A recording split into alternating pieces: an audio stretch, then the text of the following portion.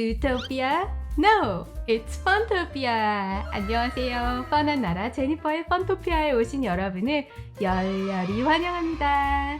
일상에 지친 여러분, 펀토피아에 오셔서 제니퍼의 즐거운 이야기로 재충전하시기를 바랄게요. 여러분, 커뮤니티 게시판에 올려드린 것처럼 오늘부터 틈틈이 멋진 남자 시리즈를 연재하려고 합니다. 멋진 남자 하면 어떤 이미지가 떠오르시나요? 멋진 얼굴, 넓은 어깨, 근육, 감미로운 목소리, 오직 하나밖에 없어. 살린다. 넓은 마음.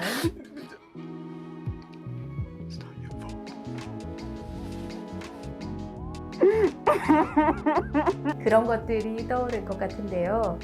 사실 저는 솔직하게 외모는 그렇게 중요하지 않은 것 같아요. 제 입장에서 생각해보면 이상형이 이렇게 딱 정해져 있다기보다는 이런 남자를 보면 마음이 설렌다라는 그런 포인트들이 있는데 이게 또 참 쉽지는 않은 것 같기도 하고요.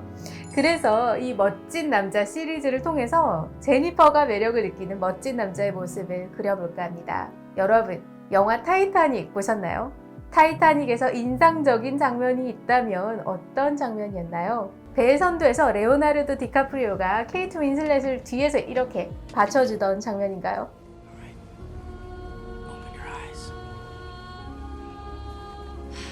아니면 윈슬렛의 누드를 그려주던 그림인가요?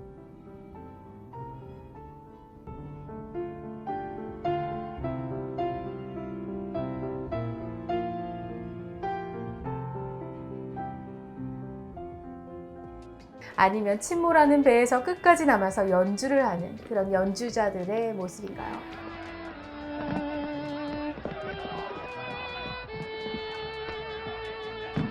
마지막 생존을 위해서 윈슬렛이 호루라기를 불던 그 장면인가요?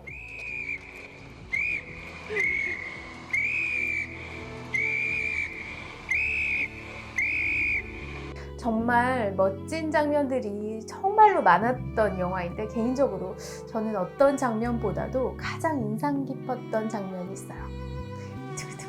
이게 뭐냐면 바로 디카프리오가 타이타닉호에서 상류사회의 파티에 참석했던 장면입니다.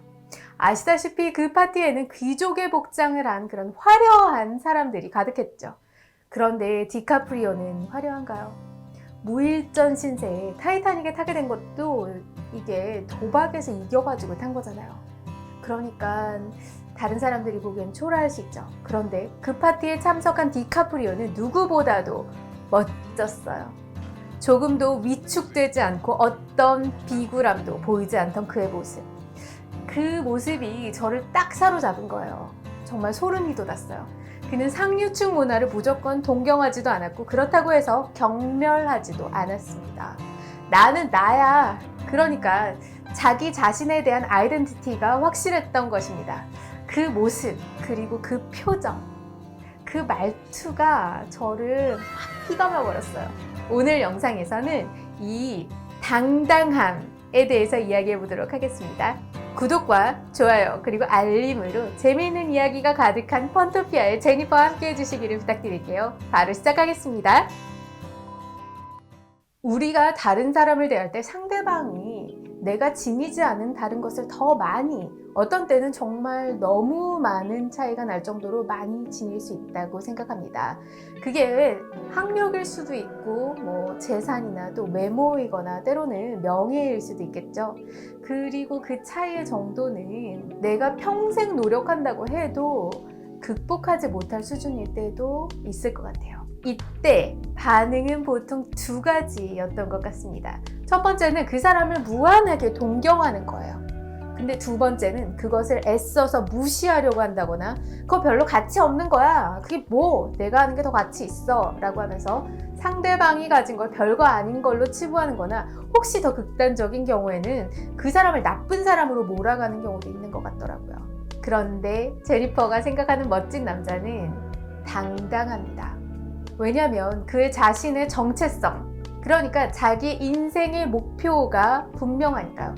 그 목표에 따라서 하루하루를 꽉 차게 살아나가는 삶이라면 어떤 사람 앞에서라도 위축이 될 이유가 없는 거예요.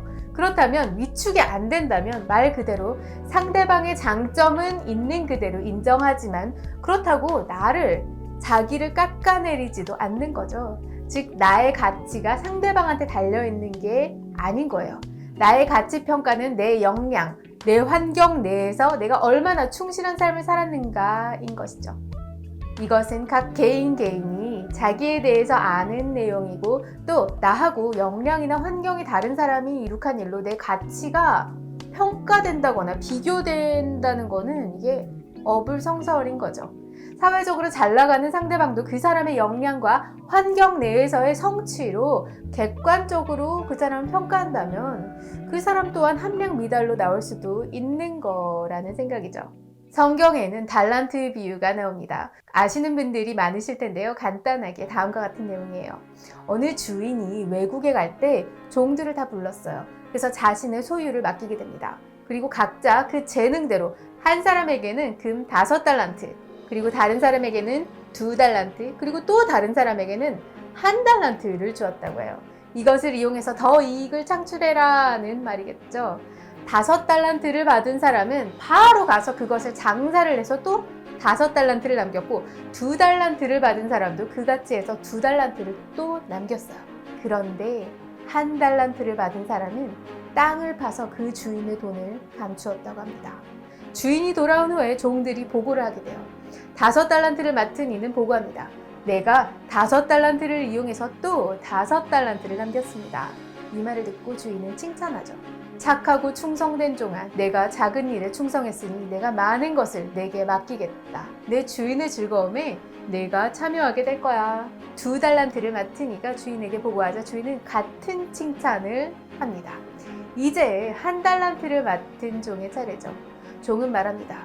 당신은 엄한 사람이고 내가 만일 맡은 1달란트로 모험을 하다가 이것을 잃게 되면 당신께 큰 손해를 끼치게 되는 것 아닙니까? 그것을 염려해서 나는 이것을 숨겨서 지금 그것을 당신께 다시 드립니다. 그런데 주인이 노 하는 거예요. 내가 내게 맡긴 것은 큰 가치 창출을 하라는 거였어. 그렇지 않을 바에야 은행에 맡겨서 이자를 받으면 되었지. 주인은 이 1달란트를 뺏어서 10달란트를 가진 자에게 주라고 명령을 하게 됩니다. 이 비유는 여러 가지 의미가 있어요. 그런데 제가 몇 가지를 발견한 건 하나님께서는 남과 나를 비교하는 인생을 살지 말라고 하신다는 생각이 들었어요. 각각 그 재능대로 달란트는 차별적으로 주어지는 거죠. 다 같지가 않은 거예요. 하지만 그 가운데서 최선을 다하면 칭찬은 똑같다는 거예요. 5달란트를 받은 자나 2달란트를 받은 자나 모두 동일하게 착하고 충성된 종이라는 칭찬을 들었던 것입니다. 중요한 것은 내가 받는 달란트에 맞게 최선을 다하는 삶을 살고 있는가 하는 것이죠. 여기에 대한 평가는 결코 내가 아닌 다른 사람이 판단할 수 없는 각자 본인이 가장 잘 알고 있는 내용이겠죠. 요 근래에 제가 가장 인상 깊고 좀 재밌게 봤던 드라마가 있는데요. 여러분 혹시 남자친구라는 드라마 보셨나요? 이 드라마는 2018년 11월부터 2019년 1월까지 총 16부작으로 방송이 되었는데 주인공으로는 송일교 씨가 차수연 역을 맡고 박보검 씨가 김준혁 역을 맡았어요. 저는 우연히 이 드라마를 알게 돼서 저번 주에 너무 바쁜데도 이 드라마를 사실 한번 정주행을 해봤어요. 근데 여기도 제가 생각하는 이 당당한 남자의 모습이 나와서 오늘 설명드리려고 합니다. 드라마에서 송일교 씨는 정치인의 딸로서 재벌하고 결혼을 했다가 이혼을 한 상태였어요. 그리고 박보검 씨는 취준생이었다가 이제 송일교 씨가 대표로 있는 호텔에 취직을 하는 그런 신입사원 역할로 등장을 합니다. 어느 정도 다 아시겠죠? 이 둘이 사랑에 빠진 거예요. 여기서 저를 설레게 했던 건 바로 이 박보검의 외모? 아니에요. 바로 이 박보검이 맡은 진혁이라는 남자의 당당함이었습니다. 진혁이 수혁을 알게 되면서 한 말이 있어요. 저의 관심에 당신이 더 곤란해지지 않도록 하겠습니다. 이것은 장난 같은 호기심이 아닙니다. 사람이 사람을 마음에 들여놓는다는 것은 아주 잠깐이더라도 의미 있는 일이라고 생각합니다. 말씀드린 것처럼 수연은 진혁이 다니는 호텔의 대표 그리고 서울시장의 차기의 대권 후보까지 바라보는 집안의 딸이고, 진혁은 수연이가 대표로 있는 그 호텔의 신입사원에다가 과일 가게를 하시는 부모님이 계십니다. 서로 많이 다르죠. 이 둘이 사랑을 시작하고 키워나가는 과정이 참 쉽지가 않아요. 남자가 사원인데 여자 대표하고 연애를 한다? 이게 많은 구설수가 있을 수 있고, 이것으로 인해서 수연이가 곤란에 빠지게 돼요. 그런데 그 와중에 많은 직원들 앞에서 차수연 대표님, 저 돈 좀 있습니다. 오늘 제가 살 테니까 저랑 라면 먹으러 가시죠. 라면서 당당히 그 많은 사람들 앞에서 말을 하는 거예요. 이 남자, 김진혁.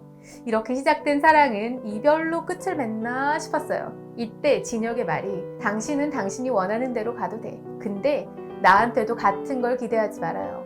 나는 약속을 지킬 겁니다. 내가 당신에게 했던 수많은 말들, 약속들 지켜나갈 거예요. 이렇게 이 드라마는 둘의 사랑이 결혼을 약속하는 엔딩으로 끝이 나게 됩니다. 진혁은 수연의 세상을 놀라워했어요. 너무 다르니까.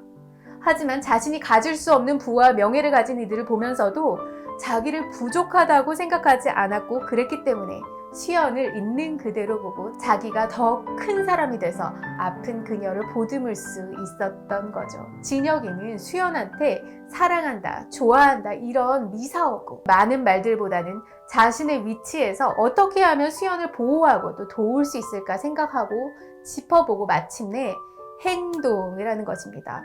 그는 즉각적인 응답을 수연한테 얻으려고 하지를 않았어요. 조용하고 또 묵묵하게 기다리죠. 시간의 힘을 믿는 것처럼 말이에요. 저는 이 드라마를 보면서 진혁이라는 캐릭터가 가진 그 조용함 속의 당당함, 이게 참 멋있다는 생각이 들었어요. 당당한 사람의 특징을 들여다보면 주저함, 당황함, 조급함의 모습을 찾아보기 힘든 것 같아요. 어떤 상황에서도 자신을 긍정적으로 바라보고 나는 할 수 있지 라는 여유를 가진 사람.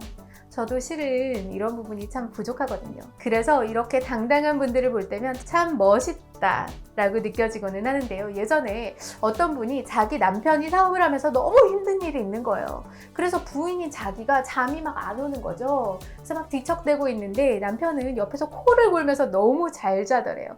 그래서 신기해서 아침에 남편한테 물어봤대요. 아니, 당신은 이 시국에 어떻게 그렇게 잘 자? 코까지 골면서? 나는 한숨도 못 잤는데 라고 하니까 그 남편분이 딱 한마디로 평정을 해버리더래요. 자야지, 오늘 처리할 일들을 잘 처리하지. 이 한마디로 저런 사람이면 이기겠구나 싶어서 믿음직스러웠다고 하더라고요. 멋있더래요.